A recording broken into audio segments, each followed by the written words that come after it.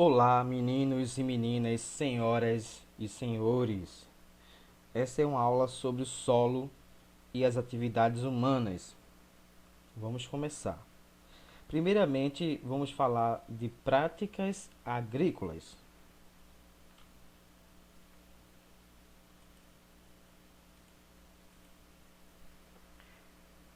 Se eu perguntar qual é a primeira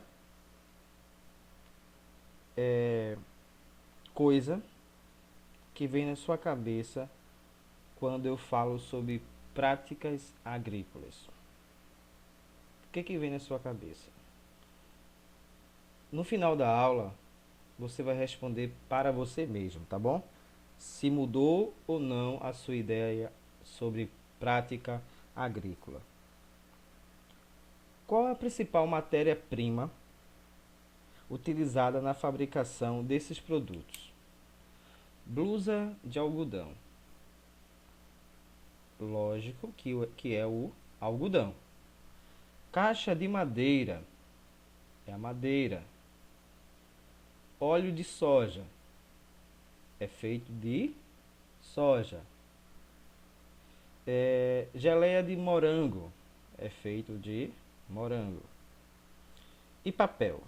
Talvez vocês não saibam, mas o papel ele é feito de celulose, ok? Fica aí um conhecimento para quem não sabia. O papel é feito de celulose. Todas essas, todas essas matérias-primas são obtidas por meio do cultivo de vegetais. E esses vegetais são cultivados no solo. A imagem que você vê aí foi registrada na parede do templo de Horus, localizado no Egito. Ela retrata atividade relacionada à agricultura. Primeiro, há quem diga que atividades agrícolas começaram há pouco mais de 12 mil anos. Minha gente, há 12 mil anos atrás já existia prática agrícolas. Há quem diga. Historicamente, o ser humano no início plantava somente para sobreviver, mas com o desenvolvimento da produção, o ser humano passou a comercializar os seus produtos. Entendeu? Então, aqui, ó, ele começou a comercializar os seus produtos. Atualmente, as atividades agrícolas é feita com o uso de tecnologia. E essa tecnologia é o que temos de mais moderno, como exemplo, a colheitadeira guiada por GPS. Veja só, não precisa ninguém estar dirigindo. Ela anda sozinha, como um robô criado para fazer o trabalho que antigamente era feito pelo homem. É, tem uma leitura aqui para gente que é importante. Essa, essa leitura, vou ler aqui. Vejam, as regiões do Brasil apresentam solos e climas com diferentes características. Isso permitiu o desenvolvimento de várias culturas agrícolas, o que torna o país um grande produtor agrícola mundial. Bem, não sei se você lembra, mas é bom eu dizer que a palavra cultura, que apareceu aqui, ó, o Brasil apresenta, ó, culturas. Essa palavra cultura, nesse contexto, refere-se aos tipos de cultivos agrícolas. Se você tem uma plantação de feijão, dizemos que você tem uma cultura de feijão. Pode ser uma cultura de milho, de soja e várias outras. Vou apresentar para vocês, a partir de agora, algumas técnicas usadas para facilitar o cultivo vegetal. A primeira técnica é a drenagem do solo. O excesso de água do solo pode prejudicar o crescimento e o desenvolvimento do vegetal. Então, o solo não pode ter excesso de água, certo? O excesso de água interfere na aeração do solo, ou seja, diminui a quantidade de ar presente no solo.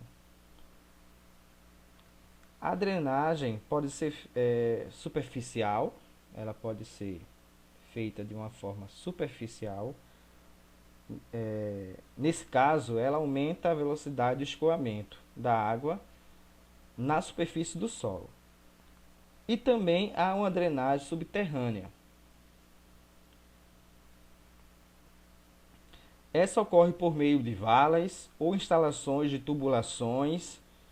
A água é captada abaixo da superfície e é levada para outra área. Tá certo? O que causa o excesso de água no solo? Pode causar o amarelamento e a queda de folhas e os vegetais acabam morrendo. Bem, às vezes o solo está muito duro, ou seja, compactado. Nesse caso, fica difícil o solo trocar os gases ou entrar gases nas raízes dos vegetais. Entendeu? E a atmosfera, é claro, né? Isso vai dificultar o crescimento das raízes. A técnica que podemos aplicar nessa situação é a aração, que basicamente, vou dizer para vocês, a aração do solo é feita por um instrumento chamado arado. Então, veja, a aração consiste em revirar o solo e é feito por um instrumento chamado arado, tá certo? Que vai facilitar a circulação do gás oxigênio e também a infiltração de água.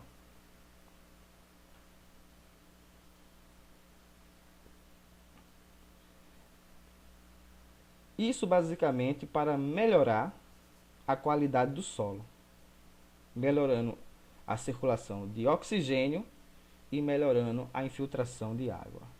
Uma curiosidade é que antigamente os arados eram puxados por animais, como bois e cavalos. Hoje são movidos por tratores. As raízes das plantas absorvem do solo nutrientes, como nitrogênio, fósforo, potássio, e às vezes o solo está pobre desses nutrientes. A adubação repõe nos solos os nutrientes necessários para o desenvolvimento saudável das plantas. É bem fácil. A prática de aplicar adubo, essa prática de aplicar adubos no solo é chamada de adubação. É bem simples, não tem mistério. Há 3 tipos de adubação. A primeira imagem mostra para a gente a adubação verde.